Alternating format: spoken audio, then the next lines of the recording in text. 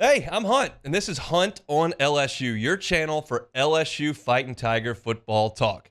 Enjoy the video. We want you to leave a comment below, hit that like button, and subscribe right below the video. Enjoy. It was a gorgeous day on Saturday for the LSU spring game. I went to the game. I left at halftime because my wife wanted to get to an appointment. I was like, yeah, I can probably leave with Javid Nicholas making catches down the sideline and some guys I never heard of playing defensive line. I think we've probably seen enough. I'll catch the rest of the game, pull it up on YouTube later, and that's what I did. So I was informed, and I saw enough, and I'm happy to talk about it a little bit. I think we all realize that this is just a practice.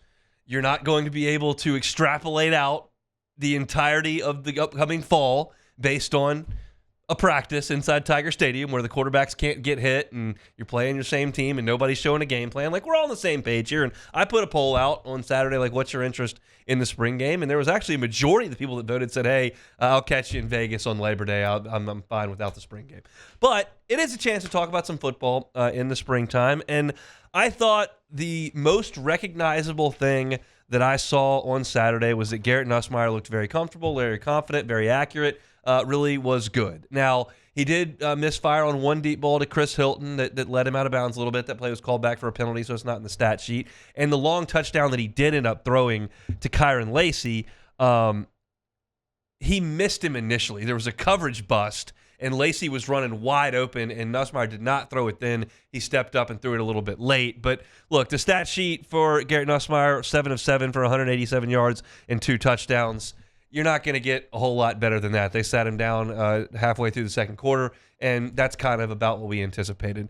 Not necessarily speaking to Garrett Nussmeier's play on Saturday, but just evaluating the situation in its entirety with a fourth-year college player who's been with the same quarterback coach now going on his third year, who has started the bowl game this past year, who has played in Tuscaloosa, played in an SEC championship game, is the son of a coach, and has the attributes that Garrett does. Like, I'm very, very, very comfortable with where LSU is with his starting quarterback.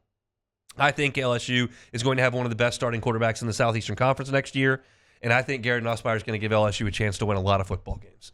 There are a lot of other things that go into winning games, and there are a lot of other personnel groups that have a lot more question marks. But as far as quarterback, based on what we knew about Garrett going into Saturday, the way that he played on Saturday, and kind of how we feel entering the summer, I feel really good about Garrett Nussmeier as LSU's starting quarterback. I thought he played very, very nicely in the game. On the flip side, I didn't think it was quite an awesome day for Ricky Collins nor A.J. Swann. Swann threw kind of a bad, ugly interception at the end of the warm-up period, and both of those guys just did not look super comfortable back there. And it's a little bit of a concern because, yeah, I know that it's your brand new system, but you can't get hit. Like, you should be pretty comfortable back there. They're not going to hit you. And it just looked both of them looked a little bit jittery. Now, Colin Hurley, I thought, when he came out there, did look very comfortable, and he delivered the ball pretty accurately, and I thought had a nice little drive there, 4 of 6 for 77 yards and threw the touchdown pass. I thought Colin Hurley did a nice job. So I thought really good from Nussmeier. Collins and Swann, and then I thought that Hurley looked pretty good. As far as the running backs go, they did give Caleb Jackson more carries than I thought. I said on Friday, like, I think he'll probably be the MVP of the spring game because they only have 2 scholarship running backs, and I think the offensive line is going to dominate the defensive line, and he'll be the guy that capitalizes on that the most. And it was a day that produced a couple of highlights for Caleb Jackson. Obviously, the long one of 32 yards for a touchdown, the biggest, but he didn't do a ton outside of that. On the 32-yarder, he did showcase his agility and his speed. And he looks the part when he gets up to the top speed. When he shifts it into overdrive, like, he can move for a guy that is that big. But there weren't a lot of creases for him to run in for the majority of the day. He also had the fumble on the little pitch. This is pure speculation from me. Speculation, not fact. Speculation. I just feel like things like that dropped pitch, or maybe a missed assignment on pass protection, or a dropped pass, or some of those details, Josh Williams just handles them better than Caleb Jackson. I think that's why the staff trusts Josh Williams as much as they do. If you put them side by side and let them do bench press reps or run a 40-yard dash or turn on the highlight tape, like, Caleb Jackson is far superior to Josh Williams in just about every measurable category. But trust is a different one altogether, and it's probably the most important one. And I think they feel like Josh Williams is a little bit more dependable. Jackson just got to tighten it up a little bit, but the pure ability is very, very evident and was so in the game on Saturday. They had Kamorian Pimpton out there a ton. He only got targeted 3 times. Aaron Anderson actually led the scrimmage in targets. He had 5 targets, but Pimpton was targeted 3 times, had 3 catches. That's the first time I've seen him kind of get out and run a lot of routes in live game action. We've seen some 7-on-7 stuff with him and red zone drills and whatnot, but he's a long dude, man. I don't know that he's the fastest tight end I've ever seen. Mason Taylor runs a little bit better than he does, but it's a lumbering, and there's a presence to him as he's running, and I'm fascinated by Kamorian Pimpton. I'd like to see him involved a little bit more. I understand Mason Taylor has his position at the top of the food chain here at tight end, and I feel like Mac Markway has established who he is in this program as a guy that can do a little bit more blocking. But Pimpton I'm fascinated about because I think he's a matchup problem. Again, the speed, not necessarily eye-catching, but just his presence on the field in that frame, if he could add another 10, 12, 14, 15 pounds, he's going to be big dude to deal with out there running some pass routes. As far as the defense goes, you saw a really nice rep from Gabe Relaford, who bent the edge, got around the corner, and picked up a sack. I thought that was encouraging. It's really hard to expect freshman defensive linemen to come in and have a huge impact.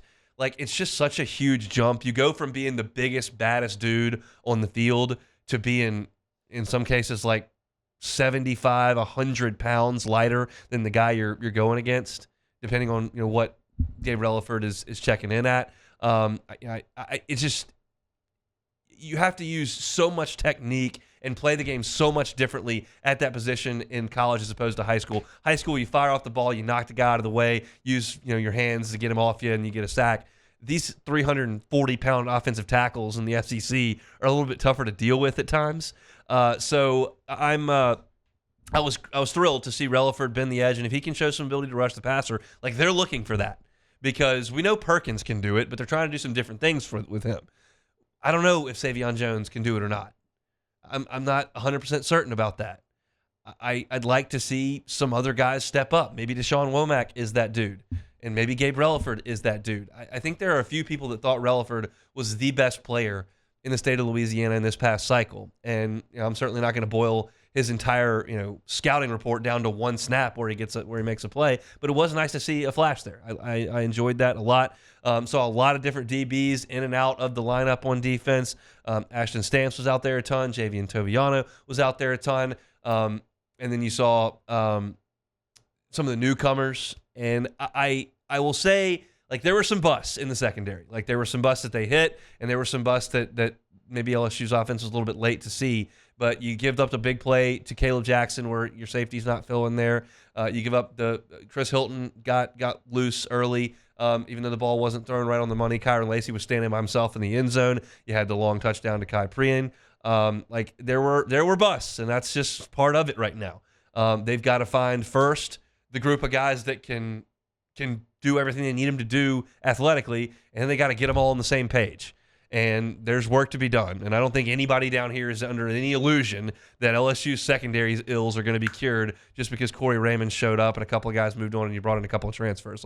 They've got a lot of work to do, and it was pretty evident in multiple plays throughout the game on Saturday that there were still some busts. And that's a little bit concerning because you don't figure the offense is running anything super complex. You're not going to reveal anything you've got from a game plan perspective in the spring game. It's just going to be a lot of your normal route combinations, and for the secondary to bust the 4, 5, 6 times that it did is a little bit disheartening. But still, it's a spring practice. Bad things happen in practice all the time. That's what it's there for. You put it on the tape, you go learn from it, and you try to figure out what you're going to do. So, again, not just some earth-shattering day inside Tiger Stadium. I think for those that are the sickos that just want football any and every way they can get it, you got a little bit of that on Saturday. Had great weather to do it. And now we enter the offseason where the optimism just keeps cranking up and cranking up and cranking up. We'll get some recruiting news over the next few months, and transfer portal is about to heat up big time over the next 10 days, and we'll see what LSU can do. But nice finish to to their spring inside Tiger Stadium on Saturday. Those are my thoughts. Hey, thanks for watching Hunt on LSU. Before you get out of here, do us a couple of favors. Hit that like button, leave your comments below, and subscribe to the channel for all your Fighting Tiger football talk. See you next time.